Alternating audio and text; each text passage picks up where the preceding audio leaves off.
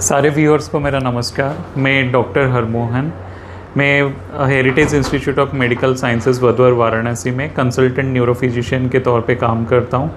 आज हम लोग डिस्कस करने वाले हैं स्ट्रोक के बारे में।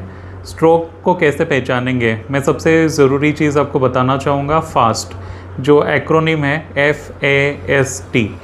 F माने फेस, A माने आर्म, S माने स्पीच और T फॉर टाइम। तो फेस में क्या देखना है, किसी को कैसे स्ट्रोक लगा है तो फेस देख के कैसे पहचानेंगे। अगर फेस टेढ़ा हो गया है, हंसने पे मुंह एक तरफ खिंच जाता है या आँख खुली रह जाती है, तो उस केस में हम लोग मान के चलते हैं कि पेशेंट को स्ट्रोक लगने के चांसेस है। A फॉर आर्म, आर्म माने हाथ। हाथ अगर उठने में दिक्कत होती है, कुछ पकड़ने में दिक्कत होती है, कुछ उठाने में दिक्कत होती है, हाथ घुमाने में दिक्कत होती है, तो इसका मतलब है कि आर्म में वीकनेस है, यानी हाथ में वीकनेस है, वो भी स्ट्रोक के सिम्टम है।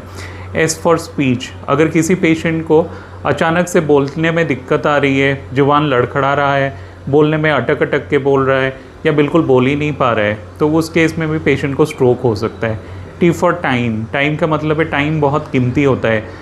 स्ट्रोक में जितनी जल्दी हॉस्पिटल पहुंचेंगे उतनी जल्दी पेशेंट को क्योर मिलता है। ज़्यादा लेट करने पे हम वो गोल्डन आवर लूज़ कर देते हैं। अगर पेशेंट को इस्चेमिक स्ट्रोक है, यानी कि कोई क्लॉट की वजह से फालिश लगा है, तो उस केस में हमको थ्रोम्बोलाइज करना होता है क्लॉट को डिज़ोल्व करने के लिए। तो उसके लिए आपको 4 घंटे के अंदर हॉस्पिटल में पहुँचना होता है। अगर किसी पेशेंट को हेमरेजिक स्ट्रोक है तो उसके निवारण के लिए अलग से प्रक्रिया है, जिसके लिए भी आपको हॉस्पिटल जितनी जल्दी पहुंचेंगे उतना जल्दी पेशेंट को रिलीफ मिल सकता है। तो FAST फास्ट को पहचाने, और कोई भी पेशेंट ऐसा हो जिसको स्ट्रोक लगने के आसार हो तो तुरंत हमारे hospital heritage institute of medical sciences में ज़रूर पधारें। नमस्कार।